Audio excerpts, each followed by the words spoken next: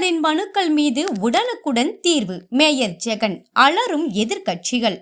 தூத்துக்குடி மாநகராட்சியில் உள்ள 4 மண்டலங்களிலும் 4வது மண்டலமான தெற்கு மண்டலத்தில் செவ்வாய்க்கிழமை மக்கள் குறை தீர்க்கும் முகாம் நடைபெற்றது.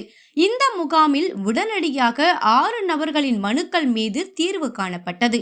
அடுத்த 24 மணி நேரத்தில் 28 மனுக்களுக்கு தீர்வு காணப்பட்டுள்ளது. மாநகராட்சி அலுவலகத்தில் வைத்து 28 பேருக்கு நகராட்சி மேயர் ஜெகன் ஆர்டர் வழங்கினார்.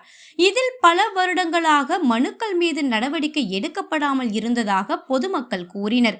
மேயர் ஜெகனிடம் மனு அளித்த 24 மணி நேரத்தில் மனுக்கள் மீது உரிய நடவடிக்கை எடுக்கப்பட்டு அதற்கான ஆர்டர்களும் வழங்கப்பட்டது என்று பொதுமக்கள் கூறுகின்றனர்.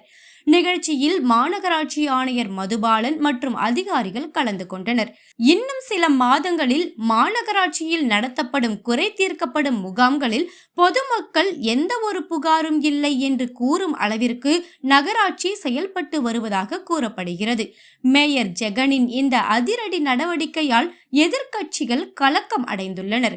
வருகின்ற 2026ஆம் ஆண்டு நடைபெற உள்ள சட்டமன்ற தேர்தலில் மீண்டும் தமிழகத்தில் ஸ்டாலின் தமிழக முதலமைச்சராக மீண்டும் அமர வேண்டும் என்ற எண்ணத்தில் அதற்கான அச்சாரமாக தூத்துக்குடி சட்டமன்ற தொகுதியில் திமுகவை எதிர்த்து போட்டியிடும் அனைவரின் டெபாசிட் இழக்க வேண்டும் என்ற எண்ணத்தில் மாநகராட்சி மேயர் ஜெகன் பணிகள் தற்போது இருந்து வருவதால் எதிர்க்கட்சிகள் தொடர்ந்து கலக்கம் அடைந்து வருகின்றனர் என்பது குறிப்பிடத்தக்கது.